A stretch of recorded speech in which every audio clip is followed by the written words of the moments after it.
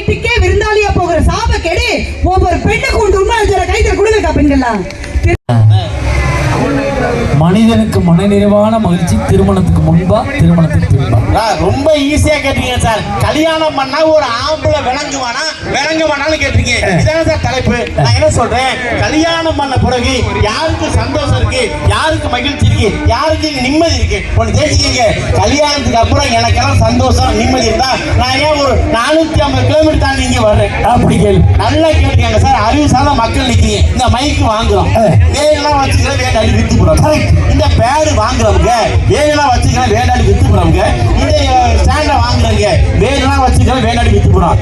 வாழ்க்கையில ஏதாவது ஒண்ணு வாங்குறோம், வேணும்னா வச்சுக்கலாம், வேண்டாடி வித்து போடுறோம். ஆனா தெரிஞ்சோ தெரியாமலோ ஒரு பொண்டாட்டி கழுத்துல 3 முடிச்ச போட்டுவிட்டு ஒரே பொண்டாட்டியோட எத்தனை வருஷம் குடும்பம் வாழ்க்கையா சார்? எத்தனை முடிச்சு? 3 முடிச்சு. நல்ல கல்யாணத்தை நினைச்சு பாருங்க. நம்மளாயா 3 முடிச்சு போட்டோம், நம்ம கொண்டை விட்டோம்யா. எவ்வளோ போட்டு முடிச்சுக்கலாம், நம்ம செருப்படி வாங்கிட்டு கிடக்கிறோம். எங்க ஊர் பக்கத்துல நாத்தனா முடிச்சுன்னு போடுவாங்க. புருஷனோட பிறந்தவங்க போடணும். எனக்கெல்லாம் மொத்தம் 4 அக்கா. ஆளுக்கு 3 முடிச்சு போட்டு விட்டு போயிட்டாங்க. நைட்டு போய் தலையை பார்க்கறதா மொத்தம் 15 முடிச்சு இருக்குடா. விடிய விடிய முடிச்சு விட்டதுதான் வேலை. இப்ப ஊரை என்ன சொல்ற, முடிச்சு விட்டு கூப்பிடுறாங்க. வேலையை பாருங்க. ஒண்ணு இல்லைங்க, நான் என்ன கேட்கிறேன், இப்போ அறிவுசால மக்கள் கேட்கறாங்களே, இவங்க சாமி கேட்கிறேன். நம்ம வீட்டுல ஆடு வளர்க்கிறேன்னு, ஆடு அந்த ஆட்டுக்கு சுகர் இருக்கா? இல்ல. பிபி இருக்கா? இல்ல. பிரஷர் இருக்கா? இல்ல. அதை விடுங்க. நம்ம வீட்டுல மாடு வளர்க்கிறேன், மாடு அந்த மாட்டுக்கு சுகர் இருக்கா, பிபி இருக்கா, கொலஸ்ட்ரால் இருக்கா, ஏதாவது வியாதி இருக்கா? இல்ல. அதை விட விடுங்க சார். நம்ம வீட்டுல வளர்க்கிறோம் நாய், அந்த நாய்க்கு சுகர் இருக்கா, பிபி இருக்கா, பிரஷர் இருக்கா, ஏதாவது இருக்கா? இல்ல. ஆனா மனுஷன் நமக்கு மட்டும் சுகர் இருக்கு, பிபி இருக்கு, பிரஷர் இருக்கு. இந்த உலகத்துல இல்லாத வியாதி முறை இருக்கு. ஏன்னா அதுக்கெல்லாம் பொண்டாட்டி இல்ல. இல்ல. ஆமாடா, பொண்டாட்டி இருக்கு. அதுக்கெல்லாம் ஒரு பொண்டாட்டி இல்ல, அதனால இல்ல. நமக்குலாம் இருக்கு சார். அதை விடுங்க சார். நீங்க தமிழ்நாடு முழுக்க ஒரு பட்டிமன்றத்துக்கு போறோம்ல, நீங்க ரோட்ல ஒரு பைத்தியக்கார ஆடு பார்த்திருக்கமா? இல்ல. எங்கயாவது ஒரு பைத்தியமா நாய் திரிஞ்சலைதா? இல்ல. எங்கயாவது ஒரு பைத்தியமா மாடு திரிஞ்சலைதா? இல்ல. ஆனா ரோட்ல பாருங்க, எங்க பார்த்தாலும் ஆம்பளை மட்டுமே பைத்தியம் திரிஞ்சாயிரம். ஏன் அப்படி பைத்தியம் திரிஞ்சாயிரம்ல? அவனை பார்த்து நீ ஏன்டா பைத்தியம் நினைக்கிறீங்களே, ஒண்ணு அவன் காதலிச்சு பைத்தியமா இருப்பான், இல்லாட்டி கல்யாணம் பண்ணிதான் பைத்தியமா இருப்பான். இந்த வாழ்க்கை எப்படிங்க சந்தோஷம் வாழ்க்கை. ஆனா கல்யாணத்துக்கு அப்புறம் எப்படி அலைவான் தெரியுமா? எப்படி அலைவான்? அசவச்ச ஆம்பள்ளன்னா அண்ணியாக அலையிலே அள்ளும்பகல் ஒண்ணு. பிறந்த வீட்டுக்கே விருந்தாளியா போகிற சாப கெடு ஒவ்வொரு பெண்ணுக்கு உண்டு. உண்மை கைத்தற கொடுங்க பெண்களா. திருவிழாவுக்கோ ஒரு தென்காசிக்கோ இல்ல சுரண்டைக்கோ இல்ல ஏதாவது ஒரு ஊருக்கு அக்கா தங்கச்சி வீட்டுக்கு நீங்க போகும்போது திருவிழா முடிஞ்சு ஆண்களை ஒரு இடத்துல தூங்க சொன்னோம்னா திரும்பி திரும்பி படுப்பீங்க, தூக்கம் வராது. ஆஃப்டர் படுக்கையை மாத்தி படுத்தாலே எந்த புருஷனுக்கும் தூக்கம் வரலையே சார். 25 வயசு வரையும் எங்க அம்மா வீட்டுல தேவதையா மகாராணியா இளவரசியா வாழ்ந்த நாங்க எல்லாத்தையும் விட்டுட்டு ஒட்டுமொத்த நாயகனா முக்கியமா வருமே. அப்படிப்பட்ட மனிதர வாழ்க்கை உங்களுக்கு கசக்குதா சார்? வெயில்ல போகும்போது செருப்பு இல்லைன்னா கால் வெந்துரும் சார்.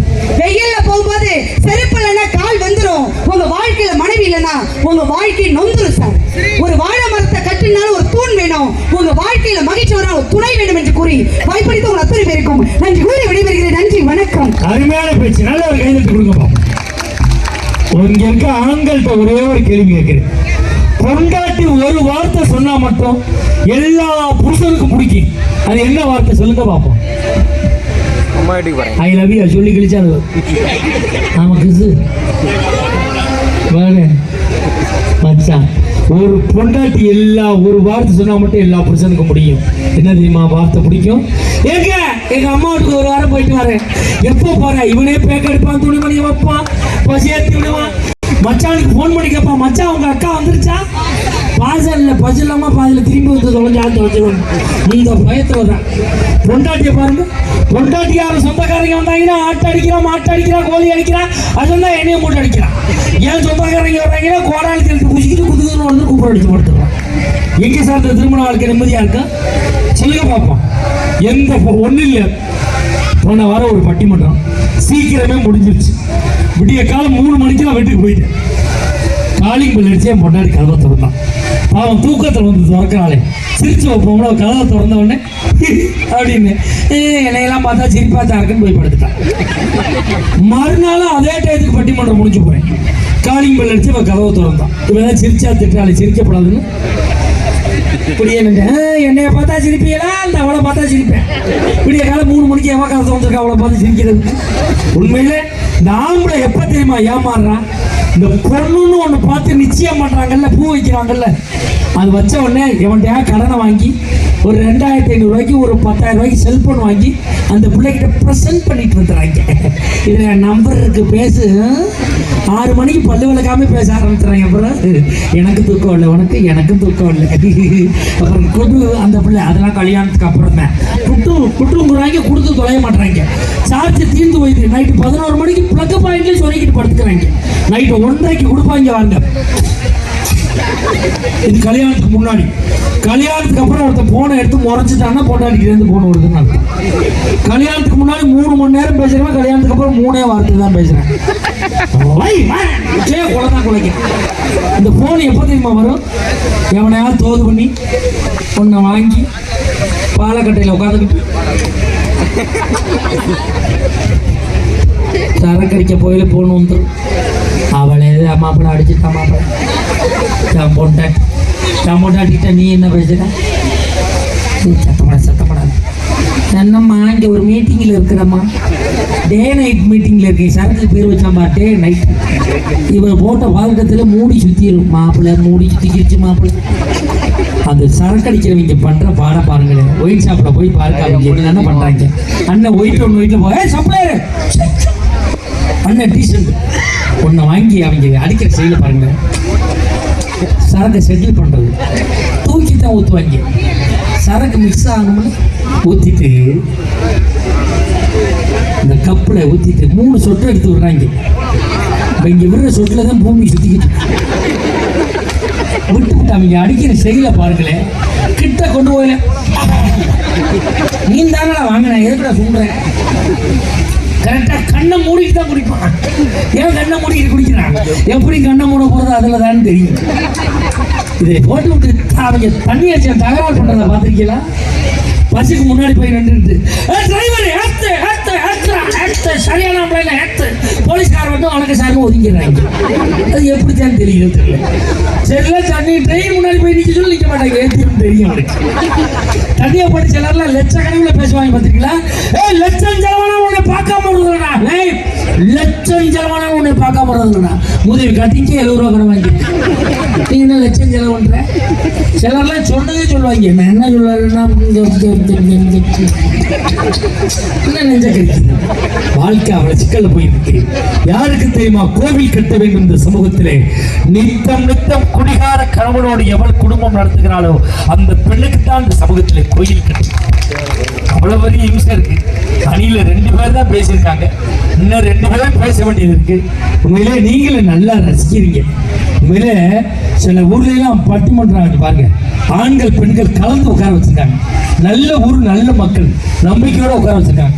நேற்று ஒரு ஊர்ல கொண்டு விட்டு நடுவுல கம்ப ஊண்டி கயத்தை கட்டி பிடிச்சிட்டாங்க. ஆம்பளை எல்லாம் இங்கிட்டு போ, பொம்பளை எல்லாம் இங்கிட்டு போ. அந்த நேரம் பார்த்து புதுசாக கல்யாணம் பண்ண ஒருத்தன் பொண்டாட்டியோட வந்து பிடிச்சிட்டாங்க. நீ இங்கிட்டு போ, உன் பொண்டாட்டி இங்கிட்டு போகட்டும். அவன் கடைசி வரைக்கும் பட்டிமன்றத்தை பார்க்கல, பொண்டாட்டியை பார்த்துக்கிட்டு உட்காந்துருக்கான். 5 வருஷமா பொண்ணு வந்து புத்தாண்டா கல்யாணம் பண்ணு. அவன் நம்மளை தான் பார்க்கறாளா, அவளை வேற யாரும் பார்க்கறான். நான் ஒரு ஜோக்கு சொன்னோன்னு அந்த கையடிச்சு வாடி வீட்டு போட்டு கூட்டிட்டு. அதுவும் அந்த ஊர் ரொம்ப ஸ்ட்ரிக்டான ஊர். ஒரு ஆள் பிள்ளைய தூக்கிட்டு வந்தான். ஆம்பளை பிள்ளையா பொம்பளை பிள்ளைன்னு செக் பண்ணி தான் உள்ளே விட்டாங்க. ஆம்பளை பிள்ளைய நீ வச்சுக்க, பொம்பளை பிள்ளைனா அவன் பொண்டாட்டியில கொடுத்துருணும். அதில் ஒருத்தர் எடுத்தா என்ன ஐடியா பண்ணா தெரியுமா, வீட்டில் இருக்க பொண்டாட்டி நைட்டியை தூக்கி மாட்டிக்கிட்டு முக்காடு ஓட்டுக்கிட்டு லேடிஸ் மாதிரியே லேடிஸோட போய் உட்காந்துக்கிட்டான். ஜோக்கு சிலையை இப்படி உடச்சி சிரிச்சுட்டு இருந்திருக்கான். அந்த நேரம் காப்பி விற்கிறவன் வந்திருக்கான். 4 லேடிஸ் சேர்ந்து காப்பி வாங்கி குடிச்சிட்டு 200 ரூபா கொடுத்துருக்காங்க. அந்த காப்பி விற்கிறவன் சில்லறை இல்லைன்னு இருக்கான். இந்த நைட்டி ஓட்டம் சும்மா இருக்க வேண்டியதானே, இந்த சில்லறையா இல்லை இந்த நான் தர்றேன் நைட்டியை தூக்கிட்டு டவுசர்ல கையை விட்டு முடிச்சு விட்டாங்க. ஒரு ஆம்பளை பொம்பளை வாழ்க்கையில எப்படி சிக்கல் இருக்கு, இவ்வளவு அழகா ரசிக்கிறாங்க பாருமா. இவ்வளவு கூட்டம் இருந்தாலும் ஒரு சின்ன சலசலப்பு, ஒரு சின்ன ஏதாவது சிக்கல் இருக்கா? ஏன்னா அப்படிப்பட்ட மக்கள் தெய்வத்துக்கு பயந்தவர்கள். உண்மையிலே தெய்வ தொழிலை தெய்வமாக நினைக்கக்கூடிய மக்கள் தான் அவ்வளவு பேர் உட்கார்ந்துருக்காங்க. எந்த ஒரு சின்ன சலம்புல சத்தம் இல்லை. நேற்றுலாம் ஒரு ஊரை பட்டிமன்றம் தான் ஆரம்பிச்சேன். ஒருத்தர் ஒடியாந்து முன்னாடி விழுந்தான். 100 ரூபாய் அன்பளிப்பு பேர் சொல்ல வச்சுக்கிட்டான். திருப்பி அரை மணி நேரம் ஆச்சு. என்னை ஒருத்தர் சுரண்டான். யாரும் திரும்பி பார்த்தேன், அதே ஆள் சுற்றி வந்துட்டான். மறுபடியும் 250 ரூபா அன்பளிப்பு கொடுத்தான். ஒரே ஆள் 250 ரூபா அன்பளிப்பு கொடுத்தான். எல்லாம் பட்டிமன்றம் முடிச்சு வீட்டுக்கு போயிட்டாங்க. அவன் மட்டும் போவலையாடான்னு கேட்டேன். போதையில் எல்லாத்தையும் கொடுத்துக்கிட்டு என் பொண்டாட்டி திட்டுவா, திருப்பி தடுத்துருன்னு கேட்குறாங்க. நான் என்னடா பண்ணுறதுன்னு கேட்குறேன். 3 மணி நேரம் வச்சிருந்தா இல்லை 10 ரூபா சேர்த்து கொடுன்னு கேட்குறாங்க. அவன் யாரான்னு பார்த்தா கொரோனாவில் வண்டிக்கு விட்டு போண்டியாக போனவனா இருக்கான். என்கிட்ட வசூல் பண்ண தர்றான். நான் விட்டால் வசூல் பண்ண முடியாமல் தான் ஊராக பயிர் கிளி சுற்றுறேன். ஆனால் நல்லா ரசிக்கிறீங்க. உண்மையிலே ஒரு தடவை எங்களுக்காக கைதட்டு கொடுங்கப்பா.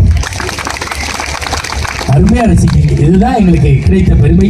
உண்மையிலே நிறைய பேர் இப்போ ஏறக்குறைய பட்டிமன்றம் ஆரம்பிச்சு 2 மணி நேரம் ஆச்சுங்கிறத என்னால் வாட்சை பார்க்காமலே சொல்ல முடியும். அப்படிப்பட்ட நடுவர் நான். சித்த ஞானம்லாம் இல்லை, சுகர் பேஷண்ட். 2 மணி நேரத்தில் டேங்கு நம்பிடும். ஒரு மாதிரி விம்மி வந்துச்சுன்னா 2 மணி நேரம் ஆயிடுச்சுன்னு அர்த்தம். உண்மையிலே நான் 27 வருடமாக இந்த பட்டிமன்றம் பேசிக்கொண்டு இருக்கிறேன். 27 வருடமாக நான் இந்த பட்டிமன்றத்தில் பெற்ற பணத்தை எல்லாம் என் நண்பன் வெங்கடேசனிடம் தான் கொடுத்து வைத்திருக்கிறேன். என் பொண்டாட்டிகிட்ட கொடுக்கல, என் பிள்ளைகிட்ட கொடுக்கல, என் அப்பா அம்மாட்ட கொடுக்கல. 27 வருஷமா என் நண்பன் வெங்கடேசன் கொடுத்துருக்கேன். கொடுத்து கைதுட்டு கொடுக்கணும். அவன் தான் எனக்கு சுகருக்கு பார்க்குறதா. நைட்டு சம்பாரிச்சு அவன்கிட்ட கொண்டு கொடுக்க வேண்டியதான். 23 வருஷத்துக்கு முன்னாடி பார்க்க போனேன். வாடகை கட்டணத்தில் இருந்தான். இப்போ 3ஆவது மாடி கட்டிட்டான். இப்போ ஃபோன் பண்ணி கூப்பிட்றான், வா என்ன ஆளை காணாவா, ஏன்டா கேட்டா லிஃப்ட் வைக்கணும் வந்துடுறா வாடா வாடா. வாழ்க்கை அவ்வளோ சிக்கு. எனக்கு சுகரே டெஸ்ட் வித்தியாசமாக பண்ணுறான்.